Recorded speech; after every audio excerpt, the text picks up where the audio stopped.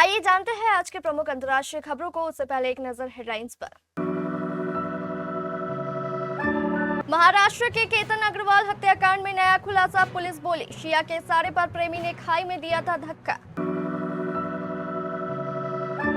Monsoon ने फिर पकड़ी रफ्तार, 22 राज्यों में भारी बारिश। भारत को जिसका डर था बांग्लादेश ने वही कर दिया, चीन के साथ तारिक रहमान का राय ऐसी डी। 11,000 नाविकों की जान को खतरा, ईरान के ड्रोन हमले के बाद हॉर्मुज में यूएन ने रोका रेस्क्यू। लोगों को भूखा रख नौकरियां छीन, विद्रोह को दबाने में जुटी शहबाज सरकार, 17 दिन से पीओके में प्रदर्शन जारी। लगता है इस्लामाबाद में है, डेनमार्क में अजान पर रोक लगाने की तैयारी। ईरान अमेरिका के बीच समझौते के बाद खाड़ी देशों को किस बात की चिंता सता रही। पहले हमसे खरीदो गेहूं मक्का, ईरान के फ्रीज फंड पर अमेरिका की शर्त। हिंदी फिल्में तुम्हारे लिए नहीं है, रश्मिका, कॉकटेल 2 पर लेखिका शोभा डे ने कसा टच। और बांग्लादेश के खिलाफ जीत के बावजूद भारत के लिए सेमीफाइनल की राह क्यों नहीं है आसान।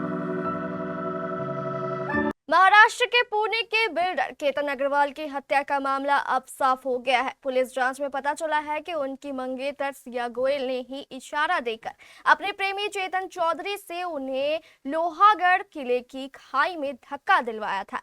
यह घटना 18 जून को हुई थी। दोनों आरोपी अब पुलिस की पकड़ में हैं और उन्होंने पूरी साजिश कबूल कर ली है। केतन अग्रवाल पुणे में जमीन जायदाद का काम करते थे। उनकी शादी नवंबर में राजस्थान के उदयपुर में एक महल में सिया गोयल के साथ होनी थी, लेकिन सिया इस शादी से खुश नहीं थी क्योंकि उसका चेतन चौधरी नाम के एक युवक के साथ प्रेम प्रसंग था। पुलिस के मुताबिक सिया और चेतन ने साथ भागने की जगह केतन को मार देने का फैसला किया। इसकी वजह ये थी कि उन्हें डर था कि भाग जाने से दोनों परिवारों की इज्जत खराब हो जाएगी। इसी सोच के साथ उन्होंने केतन की हत्या की प्लानिंग शुरू कर दी।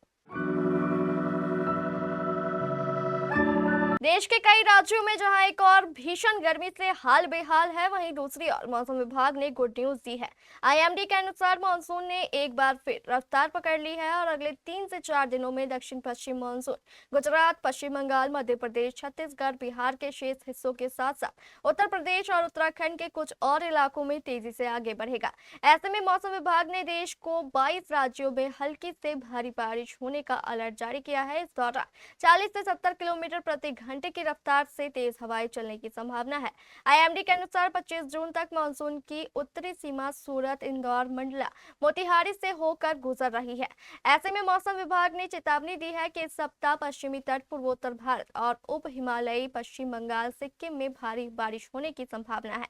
27 से 29 जून के उप हिमालयी पश्चिम बंगाल और सिक्किम तथा 28 जून को असम और मेघालय में कहीं कहीं अत्यधिक भारी बारिश हो सकती है। भारत के एहसानों तले दबे बांग्लादेश ने कुछ ऐसा कर दिया है जिसकी वजह से दोनों देशों के बीच कड़वाहट आ सकती है।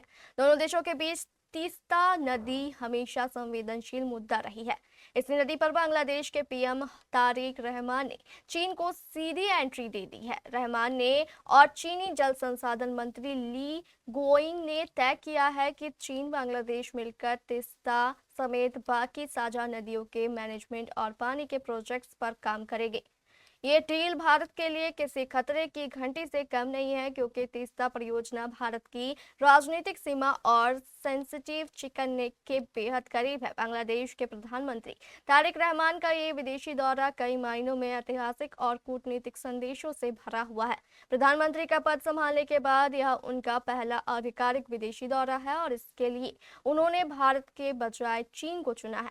इस यात्रा की टाइमिंग बेहद सोची समझी है। पीएम तारिक रहमान पहले मलेशिया में वर्ल्ड इकोनॉमिक फोरम में हिस्सा लेने पहुंचे थे। वहां का कार्यक्रम खत्म होते ही वे 22 जून को सीधे कुआलालंपुर से उड़ान भरकर चीन के दलियान शहर पहुंच गए। हॉर्मुज़ स्ट्रेट में ड्रोन हमले के बाद एक बार फिर तनाव बढ़ गया है। यह हमला तब हुआ जब यूनाइटेड नेशन की टीम इस क्षेत्र में रेस्क्यू अभियान में जुटी थी। ओमान के तट के पास एक कार्गो शिप पर हुए हमले के बाद संयुक्त राष्ट्र की समुद्री एजेंसी इंटरनेशनल मैरीटाइम ऑर्गेनाइजेशन ने इस रेस्क्यू अभियान को रोक दिया। इस फैसले से करीब 11,000 नाविकों की सुरक्षा पर बड़ा सवाल खड़ा हो गया है, जो अभी भी फारस की खाड़ी में फंसे जहाजों पर मौजूद है। पिछले कुछ दिनों से संयुक्त राष्ट्र, ओमान और कई सदस्य देशों की मदद से फारस की खाड़ी में फंसे जहाजों को सुरक्षित बाहर निकालने का अभियान चल रहा था। इस मिशन का मकसद उन जहाजों को हॉर्मुज़ स्ट्रेट पार कराना था जो युद्ध और सुरक्षा प्रतिबंधों की वजह से कई दिनों से फंसे हुए थे। इसी दौरान ओमान के तट के पास सिंगापुर के झंडे वाले कार्गो शिप एवर लवली पर ड्रोन हमला हो गया। हमले में जहाज के ब्रिज को नुकसान पहुंचा, हालांकि किसी नाविक की मौत या गंभीर चोट की खबर नहीं है। इसके तुरंत बाद IMO ने सुरक्षा कारणों का हवाला देते हुए पूरे रेस्क्यू अभियान को अस्थायी रूप से रोक दिया।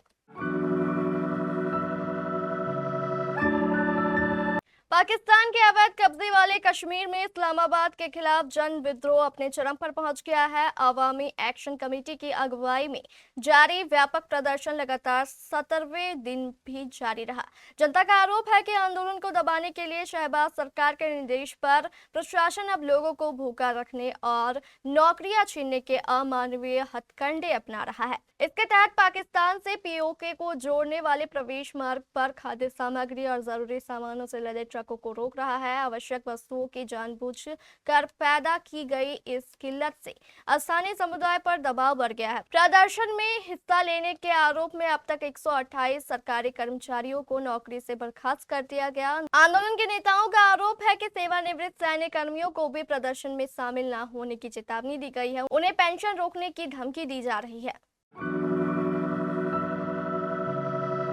डेनमार्क की वामपंथी सरकार ने लाउडस्पीकर पर अजान देने पर रोक लगाने की बात कही है। सरकार में मंत्री मोर्टन बोट्सकोव ने कहा है कि देश कुछ इलाके इस्लामाबाद के उपनगर जैसे लगते हैं, ऐसे में हम अजान को कानूनी तौर पर बैन करने पर विचार कर रहे हैं। डेनमार्क सरकार ने नमाज से अपने अजान पर रोक लगाने के पीछे इस्लाम के प्रभाव के बढ़ने की चिंता जताई है। सत्ताधारी सोशल डेमोक्रेट्स पार्टी की मस्जिदों में लाउडस्पीकर का इस्तेमाल रोकने की यह तीसरी कोशिश है। द टेलीग्राफ की एक रिपोर्ट के अनुसार centre left social Democrats party के सदस्य और सरकार में आव्रजन मंत्री मोर्टन बिट्सकोव ने अपने एक बयान में कहा है कि नई सरकार अजान पर रोक लगाने के कानूनी पहलुओं की फिर से जांच शुरू करेगी।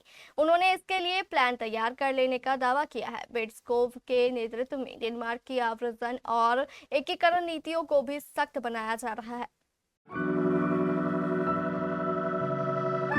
अमेरिका और ईरान के बीच पिछले हफ्ते हुए समझौते के टिके रहने को लेकर चिंताएं बढ़ गई है, क्योंकि इजरायल और हिजबुल्लाह के बीच संघर्ष थमता नहीं दिख रहा। अमेरिका और ईरान के बीच तनाव में फंसे खाड़ी के अरब देश हालात पर चिंता के साथ नजर बनाए रखे हुए हैं। अगर तनाव फिर बढ़ता है तो सबसे ज्यादा नुकसान इन्हीं देशों को हो सकता है। फरवरी में अमेरिका और इजरायल के हवाई हमलों के बाद ईरान ने भी उन खाड़ी देशों को निशाना बनाया जहां अमेरिकी सैन्य अड्डे मौजूद हैं। ईरानी मिसाइलों और ड्रोन हमलों ने इन तेल समृद्ध देशों की शांति और स्थिरता की छवि को काफी नुकसान पहुंचाया है। जॉर्डन के अंतर्राष्ट्रीय कानून के प्रोफेसर हजा मजाली का कहना है कि अमेरिका इस युद्ध में इजरायल की वजह से आया। यह समझौता कितना टिकेगा, यह समझने के लिए हमें इजरायल की प्रतिक्रिया का इंतजार करना होगा। अमेरिका और ईरान के बीच युद्ध रोकने को लेकर स्विट्जरलैंड में बातचीत जारी है। इसी बीच दोनों देशों के बीच एक नया विवाद खड़ा हो गया है। मामला ईरान के फ्रीज किए गए 12 अरब डॉलर और इसके इस्तेमाल से जुड़ा है। अमेरिका चाहता है कि यह रकम अमेरिकी किसानों से गेहूं, मक्का और सोयाबीन जैसे कृषि उपज खरीदने में खर्च की जाए, जबकि ईरान ने इस शर्त को पूरी तरह खारिज कर दिया है। पिछले सप्ताह दोनों देशों के बीच हुए अंतरिम समझौते के बाद स्विट्जरलैंड में पिछली उच्च स्तरीय बैठक हुई। बैठक के बाद ईरान के मुख्य वार्ताकार मोहम्मद बागेर गालिबाफ ने कहा कि दोनों पक्ष 12 अरब डॉलर की फ्रीज रकम जारी करने पर सहमत हो गए हैं। हालांकि अमेरिकी उपराष्ट्रपति जेडी वेंस ने इस समझौते को अलग तरह से पेश किया। जेडी वेंस के मुताबिक यह पैसा सीधे ईरान को नहीं दिया जाएगा, बल्कि इसका इस्तेमाल अमेरिका से गेहूं, मक्का, सोयाबीन और अन्य खाद्य उत्पाद खरीदने में किया जाएगा। उनका कहना है कि इससे एक तरफ ईरान की खाद्य जरूरतें पूरी होंगी और दूसरी तरफ अमेरिकी किसानों को बड़ा आर्थिक फायदा मिलेगा। कॉकटेल 2 को लेकर दर्शकों का रिएक्शन मिला जुला है, जिसमें शाहिद कपूर, कृति सेनन और रश्मिका मंदाना ने अहम रोल निभाया है। फिल्म ने 6 दिनों में 100 करोड़ रुपए का आंकड़ा पार कर लिया है। अब फिल्म को लेकर लेखिका और कॉलमिस्ट शोभा डे ने अपनी राय जाहिर की है। शोभा डे ने इंस्टाग्राम पर शेयर किए गए वीडियो में कॉकटेल 2 का रिव्यू दिया। उन्होंने कहा कि अभी कॉकटेल 2 देखकर निकली हूँ। खैर, यह कॉकटेल 1 जैसी नहीं है। वह कॉकटेल क्या थी और यह क्या है? मुझे लगता है कि इससे उभरने के लिए मुझे 5 नेग्रोनी यानी एक तरह की ड्रिंक की जरूरत है। शोभा डे ने कॉकटेल 2 को बिना सिर पैर की फिल्म बताया। उन्होंने शाहिद की तारीफ की, मगर उन्हें नया हेयर कट करवाने की सलाह दी। लेखिका ने फिर कहा, रश्मिका, मुझे अफसोस है लेकिन हिंदी फिल्में तुम्हारे लिए नहीं है। उन्होंने फिर कृति सेनन के काम की तारीफ की और कहा, तुम बहुत अच्छी लग रही हो, असल में तुमने बहुत अच्छा काम किया है।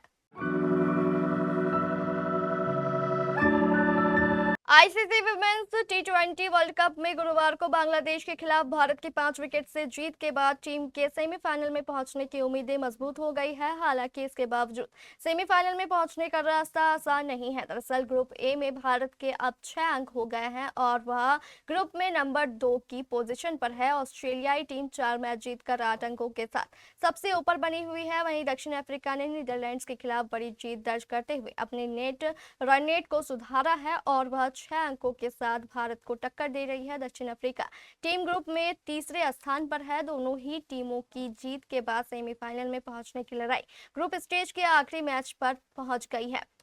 दोनों ही टीमों का आखिरी ग्रुप स्टेज मैच 28 जून को होना है।